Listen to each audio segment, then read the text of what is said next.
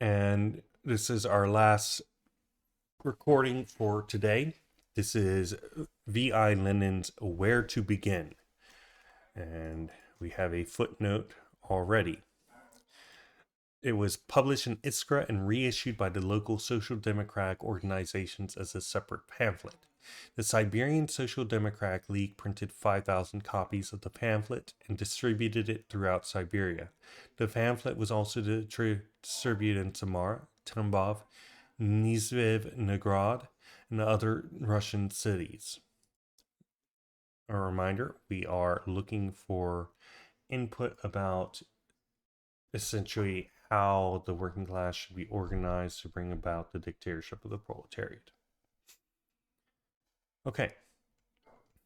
In recent years, the question of what is to be done has confronted Russian social democrats with particular insistence.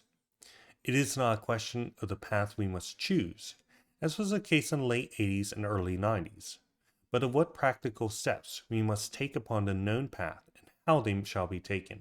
It is a question of a system and a plan of practical work. And it must be admitted that we have not yet solved this question of the character and the methods of struggle, fundamental for a party of practical activity, and that still gives rise to serious differences of opinion which reveal deplorable ideological instability and vacillation. On the one hand, the economist trend, far from being dead, is endeavoring to clip and narrow the work of political organization and agitation. I don't want to go into detail about what economism is, but yeah, it was a major trend that Lenin worked very hard to criticize and work the movement out of. Back to the text.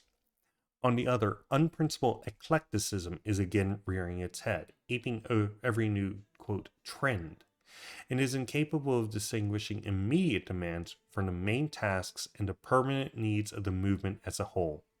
This trend, as we know, has ensconced itself in Reboche Dielo, a journal with economist views, organ of the Union of Russian Social Democrats Abroad. It appeared irregularly and was published in Geneva from 1899 April to 1902 February under the editorship of B. N. Krishevsky, A.S. Martinov, and V.P. Ivanshin. Altogether, 12 numbers appear in 9 issues. Then criticized the views of Reboche Dielo group in his What is to be Done? Back to the text. This journal was the latest statement of, quote, program, a bombastic article under the bombastic title Historic Turn. This stock Raboshevo Diela number 6, footnote, of which 8 numbers were issued in Geneva at regular intervals between June 1900 or 19 and 1901. Okay. This bears out with special emphasis the characterization we have given. Only yesterday there was a flirtation with economism, a fury over the resolute condemnation of Raboshaya Meisel. Footnote, an economist newspaper, organ. Okay. Lenin characterized the paper's views as a Russian variety of international opportunism, arid criticized them in a number of his articles in Iskra and other works, including What is to be Done. Back to the text. And Plekhanov's presentation of the question in the struggle against autocracy was being toned down. But today, Liebknecht's words are being quoted. Liebknecht was the leader of was one of the leaders of the German Spartacus movement, the far left position. Quote, if the circumstances change within 24 hours, then tactics must be changed within 24 hours. End quote. There is a talk of a, quote, strong fighting organization for direct attack, for storming the autocracy, of, quote, broad revolutionary political agitation among the masses, end quote. How energetic we are now, both revolutionary and political, of, quote, ceaseless calls for street protests, of street demonstrations of a pronounced political character, and so on and so forth. We might perhaps declare ourselves happy at Rabochet Diallo's quick grasp of the program we put forward in the first issue of Iskra, calling for the formation of a strong, well-organized party, whose aim is not only to win isolated concessions, but to storm the fortress of the autocracy itself. But the lack of any set point in the view of these individuals can only dampen our happiness.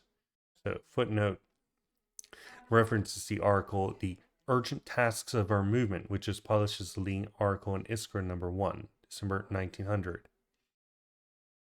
Iskra, the Spark, the first all-Russian illegal Marxist newspaper founded by Lenin in 1900. The foundation of a militant organ of revolutionary Marxism was a main task confronting the Russian Social Democrats at the time. Since the publication of a revolutionary newspaper in Russia was impossible owing to police persecution, Lenin, while still in exile in Siberia, worked out all the details of a plan to publish the paper abroad. When his term of exile ended in January 1900, he immediately put his plan into effect. In February, he conducted negotiations with Versa Sulik, who had come illegally to St. Petersburg from abroad, on the participation of the Emancipation of Labor group in the publication of an all-Russian Marxist newspaper. The so-called Pskov Conference was held in April, with V.I. Lenin, L. Martov, that is to say Y.O. Cinderbomb, because Martov was operating like Lenin under a pseudonym, A.N. Potresov, S.I. Radchenko, and the, quote, legal Marxists, P.B. Struve and M.I. Trugan Barnovsky participate. The conference heard and discussed Lenin's draft editorial declaration of the program and the aims of the all-Russian newspaper Iskra, the scientific and political magazine Zarya.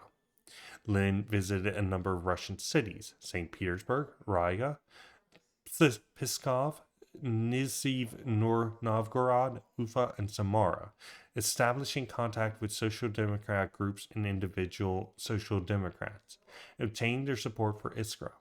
In August, when Lenin arrived in Switzerland, he and Potresov held a conference with the Emancipation of Labor group on the program, the aims of the newspaper and magazine on possible contributors, on the composition of the editorial board, and on the problem of residence.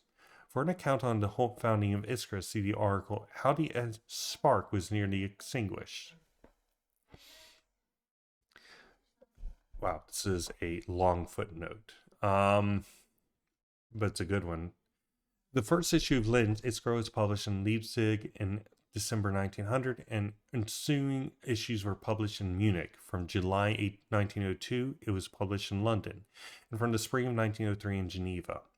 The editorial board consisted of V.I. Lenin, G.V. Plekhanov, L. Martov, P.B. Alexrod, A.N. Potresov, and V.I. Zasulik.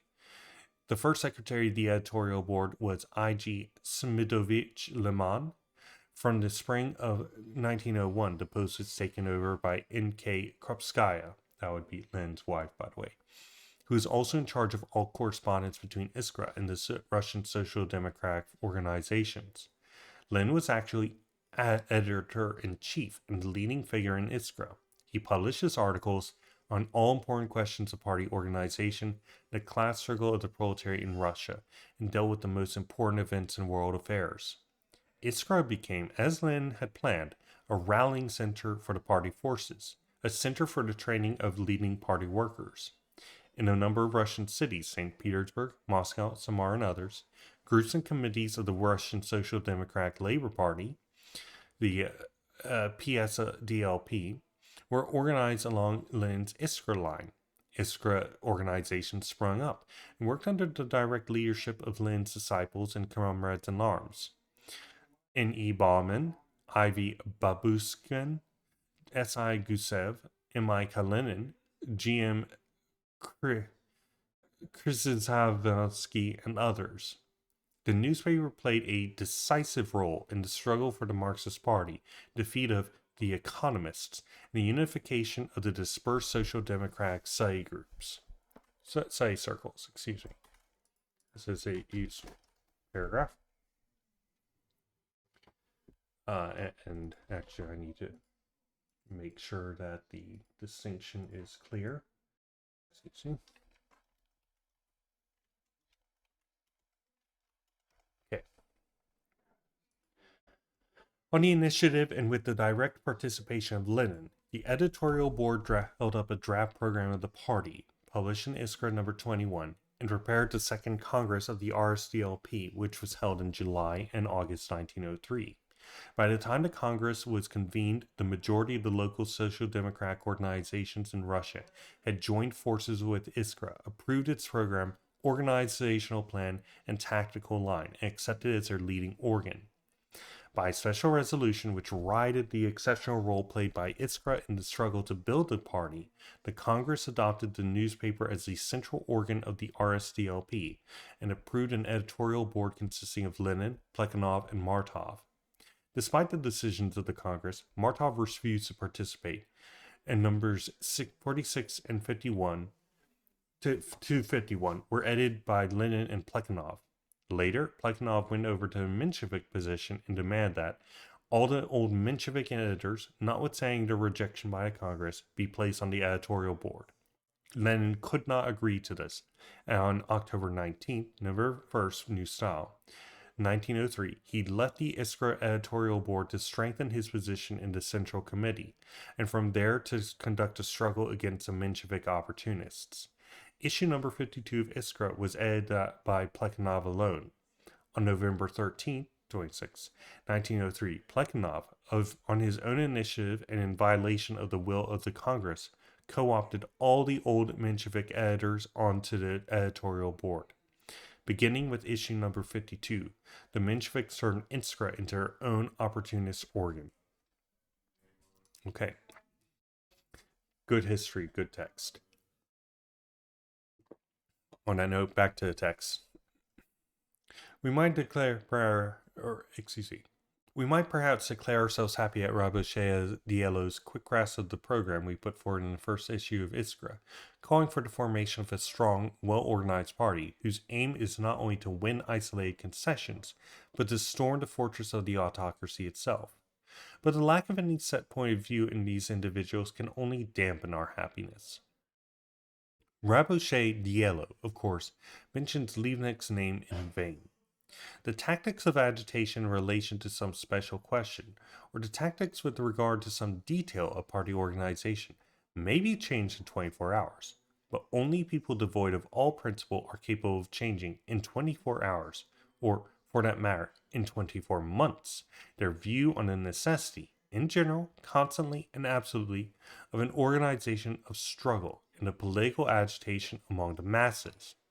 It is ridiculous to plead different circumstances and change of periods. The building of fighting organization and the conduct of political agitation are essential under any, quote, drab, peaceful, end quote, circumstances in any period, no matter how marked by a, quote, declining revolutionary spirit, end quote. Moreover, it is precisely in such periods and under such circumstances that work of this kind is particularly necessary, since it is too late to form the organization in times of explosions and outbursts. The party must be in a state of readiness to launch activity at a moment's notice. Quote, change the tactics within 24 hours. But in order to change tactics, it is first necessary to have tactics. Without strong organizational skill in waging political struggle under all circumstances at all times, there can be no question of that systematic plan of action, illuminated by firm principles and steadfastly carried out, which alone is worthy of the name of tactics. Let us indeed consider the matter. We are now being told that the, quote, historical moment has presented our party with a, quote, completely new question, the question of terror. Yesterday, the, quote, completely new question was political organization agitation. Today is terror. Is it not strange to hear people who so grossly forgotten their principles holding forth on a radical change in tactics? I'm just going to take that entire section. Thank you very much. Fortunately, Raboshe Diello is an error. The question of terror is not a new question at all. It will suffice to recall briefly the established views of the Russian social democracy on the subject. In principle, we have never rejected and cannot reject terror. Terror is one of the forms of military action that may be perfectly suitable and even essential at a definite juncture in the battle, given a definite state of the troops and the existence of definite conditions. But the important point is that terror, at the present times, is by no means suggested as an operation for the army in the field, an operation closely connected with and integrated into this entire system of struggle, but as an independent form of occasional attack unrelated to any army. Without a central body, and with the weakness of local revolutionary organizations, this is, in fact, is all that terror can be. We therefore declare emphatically that under the present conditions, such a means of struggle is inopportune and unsuitable, that it diverts the most active fighters from their real task, the task which is most important from the standpoint of the interests of the movement as a whole, that it disorganizes forces, not the government, but the revolution. We need but recall the recent events. With our own eyes, we saw that the mass of workers and common people, quote unquote, of the towns pressed forward in the struggle, while the revolutionaries lacked the staff of leaders and organizers. Under such conditions, is there not the danger that, as the most energetic revolutionaries go over to terror, the fighting contingents, in whom alone it is possible to place serious reliance, will be weakened? Is there not the danger of rupturing the contact between the revolutionary organizations and the disunited masses of the discontented, the protesting, and the disposed to struggle, who are weak precisely because they are disunited? Yet is this contact that is the sole guarantee of our success. Far be it from us to deny the significance of heroic individual blows, but it is our duty to sound a vigorous warning against becoming infatuated with terror, against taking it to be the chief and basic means of struggle, as so many people strongly inclined to do at present. Terror can never be a regular military operation. At best, it can only serve as one of the methods employed in a decisive assault. But can we issue the call for such a decisive assault at the present moment? Rabochet Diallo apparently thinks we can. At any rate, it exclaims, quote, form assault columns. But this again is more zeal than reason. The main body of our military forces consists of volunteers and insurgents. We possess only a small number of units of regular troops, and these are not even mobilized. They are not connected with one another, nor have they been trained to form columns of any sort, let alone assault columns. In view of all this, it must be clear to anyone who is capable of appreciating the general conditions of our struggle, and who is mindful of them at every turn, the historical course of events, that at the present moment our slogan cannot be to the assault, but has to be lay siege to the enemy fortress. In other words, the immediate task of our party is not to summon all available forces for the attack right now, but to call for the formation of a revolutionary organization capable of uniting all forces and guiding the movement into actual practice, and not in name only, that is, an organization ready at any time to support every protest and every outbreak and use it to build up and consolidate the fighting forces suitable for the decisive struggle. Yes, Lemonades, Lenin is calling terror adventurism in this case. What he is saying is that if, for example, there is a heroic individual action, or one militant cell goes out as a fighting column and does something like that, we cannot find ourselves generally supporting that. However, what we need to do is say, hey, there are times and places and conditions wherein this is tactically advantageous, but we can't use it in general, for one. For two, we can't organize a party around such spontaneity. And number three, our goals need to be focusing on the larger movement and making it so, and building up the condition wherein we can take the decisive struggle and actually seize political power, not in individual places disconnected, but as a whole. And more specifically, in terms of adventurism, and while we're not going to read Lenin on adventurism. Essentially, any of these individual assassinations and whatnot have to be done with the party. It has to be tactically advantageous. The party needs to be organized in such a way that it's capable of taking advantage of it. Otherwise, it's it's counterproductive or just not helpful at best. Okay, back to the text. The lesson of the February and March events, footnote, this passage refers to mass revolutionary actions of the students and workers, political demonstrations, meetings, strikes that took place in February and March 1901 in St. Petersburg, Moscow, Kiev, Kharkov, Kazan, Yaroslavl, Warsaw, Belostok, Tomsk, Odessa, and other cities in Russia. The student movement of 19 to 1901, which began with academic demands, acquired the character of revolutionary action against the reactionary policy of the autocracy. It was supported by advanced workers, and it met with a response among all strata of Russian society. The direct cause of the demonstrations and strikes in February and March 1901 was the drafting of 183 Kiev University students into the army as a punitive act for their participation in a students' meeting. The government launched a furious attack on the participants in the revolutionary actions. The police and the Cossacks dispersed demonstrations and assaulted the participants. Hundreds of students were arrested and expelled from colleges and universities. On March 4th, that's 1901, the demonstration in the square in front of the Kazan Cathedral in St. Petersburg was dispersing with particular brutality. The February to March events were evidence of the revolutionary upsurge in Russia. The participation of workers in a movement under political slogans was of tremendous importance. Back to the text.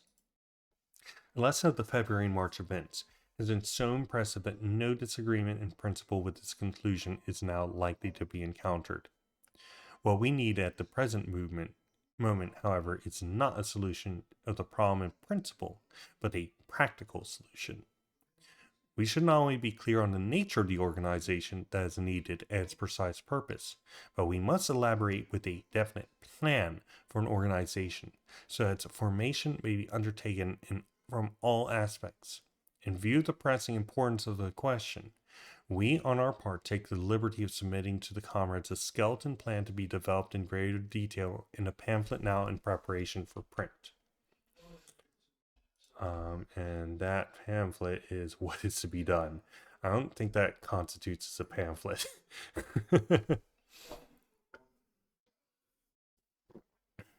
And I'm just gonna go in here and take this.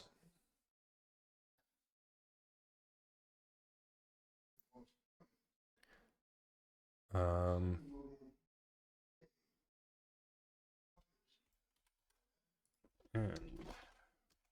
posting that.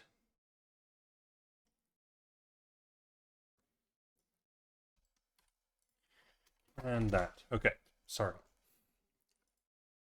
Back to the text. In our opinion, the starting point of our activities, the first step towards creating the desired organization, or let us say, the main thread which, if followed, will enable us to steadily to develop, deepen, and extend that organization, should be the founding of an all-Russian political newspaper. A newspaper is that what we most of all need.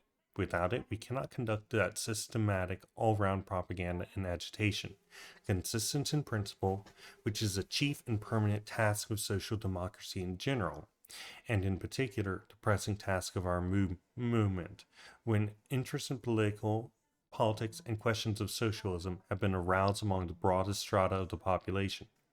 Never has the need been felt so acutely as today for reinforcing dispersed agitation in the form of individual action, local leaflets, pamphlets, etc., by means of generalized and systematic agitation, which can only be conducted in the aid of the periodical press. It may be said without exaggeration that the frequency and regularity with which a newspaper is printed and distributed can serve as a precise criterion of how well this cardinal and most essential sector of our militant activities is built up. Furthermore, our newspaper must be all Russian. If we fail, and as long as we fail, to combine our efforts to influence the people and the government by means of the printed word, it will be utopian to think of combining other means, more complex, more difficult, but also more decisive, for exerting influence. Our movement suffers in the first place ideologically as well as in the practical and organizational respects from its state of fragmentation, or the almost complete immersion of the overwhelming majority of the Social Democrats in local work, which narrows their outlook, the scope of their activities, and their skill in the maintenance and secrecy and their preparedness. So I'm going to take this. Okay. Is precisely in the state of fragmentation that one must look for the deepest roots of the instability and the waverings noted below, or above, excuse me. The first step towards eliminating this shortcoming, towards transforming drivers of local movement into a single all-Russian movement, must be the founding of an all-Russian newspaper. Lastly, what we need is definitely a political newspaper. Without political organ, a political movement deserving that name is inconceivable in the Europe of today. Without such a newspaper, we cannot possibly fulfill our task, that of concentrating all the elements of political discontent and protest, of vitalizing thereby the revolutionary movement of the proletariat. We have taken the first step. We have aroused in the working class a passion for economic, factory exposures. We must now take the next step, that of arousing in every section of the population that is all politically conscious a passion for political exposure. We must not be discouraged from the fact that the voice of political exposure is today so feeble, timid, and infrequent. This is not because of a wholesale submission to police despotism, but because those who are able and ready to make exposures have no tribune from which to speak, no eager and encouraging audience. They do not see anywhere among the people that force to which it would be worthwhile directing their complaint against the omnipotent Russian government. But today, all this is rapidly changing. There is such a force. It is the revolutionary proletariat which has demonstrated its readiness, not only to listen and to support the summons to political struggle, but to boldly engage in battle. We are now in a position to provide a tribune for the nationwide exposure of the Tsarist government, and it is our duty to do this. That tribune must be the Social Democratic newspaper. The Russian working class, as distinct from the other classes in Russian society, displays a constant interest in political knowledge and manifests a constant and extensive demand, not only in times of intensive unrest, for illegal literature. When such a mass demand is evident, when the training of experienced revolutionary leaders has already begun, when the concentration of the working class makes it virtually master in the working class districts of the big cities, in the factory settlements and committees, it is quite feasible for the proletariat to found a political newspaper. Through the proletariat, the newspaper will reach the urban pay bourgeoisie, the rural handicraftsmen, and the peasants, thereby becoming a real people's political newspaper. The role of a newspaper, however, is not limited solely to dissemination of ideas, to political education, and to the enlistment of political allies. A newspaper is not only a collective propagandist and collective agitator, it is also a collective organizer. In this last respect, it may be likened to the scaffolding around a building under construction, which marks the contours of the structure and facilitates communication between the builders, enabling them to distribute the work and view the common results achieved by their organized labor. With the aid of the newspaper and through it, a permanent organization will naturally take shape that will engage not only in local activities, but in regular general work, and will train its members to follow political events carefully, appraise their significance and their effect on the various strata of the population, develop effective means for the Revolutionary Party to influence these events. The mere technical task of regularly supplying the newspaper with copy and of promoting regular distribution will necessitate a network of local agents of the United Party, who will maintain a constant contact with one another, know the general state of affairs, get accustomed to performing regularly their detailed functions in the all-Russian network, and test their strength in the organization of various revolutionary actions. Okay, we're going to take this. Oopsies. It's not too long, is it? 1 second.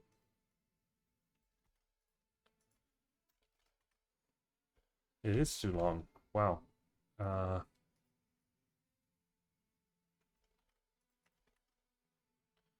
And then we're going to...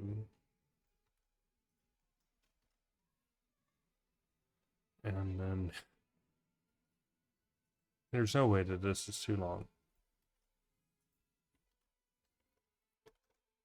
I don't know what was going on there, but okay. Okay. This network of agents, footnote, it will be understood, of course, that these agents could work successfully only in the closest contact with the local committees, groups, circles of our party. In general, the entire plan project can, of course, be implemented only with the most active support of committees which have on repeated occasions attempted to unite the party, in which we are sure will achieve this unification, if not today, then tomorrow, not in one way, then another. Lenin. This network of agents will form the skeleton of precisely the kind of organization we need, one that is sufficiently large to embrace the whole country, sufficiently broad and many-sided to effect a strict and detailed division of labor, sufficiently well-tempered to be able to conduct steadily its own work under any circumstances, at all, quote, sudden turns, and in the face of all contingencies, sufficiently flexible to be able, on the one hand, to avoid an open battle against an overwhelming army, when the enemy has concentrated all his forces on one spot, and on the other, to take advantage of his unwieldiness and attack him when and where he least expects it. In other words, by this massive distribution and organization, it makes it impossible for the armies of the bourgeoisie to actually respond to them effectively. This isn't guerrilla warfare, as Mao would put it. It is an urban form. Lenin has not actually gotten into the vanguard party yet, but he is probably getting ready for it. Okay. Today we are faced with the relatively easy task of supporting student demonstrations in the streets of big cities. Tomorrow we may, perhaps, have the more difficult task of supporting, for example, the unemployed movement in some particular area, and the day after to be our posts in order to play a revolutionary part in a peasant uprising. Today, we must take advantage of the tense political situation arising out of the government's campaign against Zemstvo. Tomorrow, we may have to support popular indignation against some Tsar's Bashibazuk on a rampage and help by means of boycott, indictment, demonstrations, etc., to make things so hot for him as to force him into open retreat. Such a degree of combat readiness can be developed only through constant activity of regular troops. If we join forces to produce a common newspaper, this work will train and bring him into the foreground not only the most skillful propagandists, but the most capable organizers, the most talented political party leaders capable at the right moment of releasing the slogan for the decisive struggle and of taking the lead in that struggle. That's the vanguard right there. Okay. In conclusion, a few words to avoid possible misunderstanding. We have spoken continuously of systematic, planned preparation. Yet it is by no means our intention is to imply that the autocracy can be overthrown only by a regular siege or by organized assault. Such a view would be absurd and doctrinaire. On the contrary, it is quite possible, and historically much more probable, that the autocracy will collapse under the impact of one of the spontaneous outbursts of unforeseen political complications, which constantly threaten it from all sides. But no political party that wishes to avoid adventurous gambles can base its activities on the anticipation of such outbursts and complications. We must go our own way, and we must steadfastly carry on our regular work. And the less our reliance on the unexpected, the less the chance of our being caught unawares by any, quote, historic turns. And that is the end of the text. Thank you, everybody, for attending the sessions today. I hope we have learned a lot. I sure have. I'm stopping the recording and have a great day. See you tomorrow.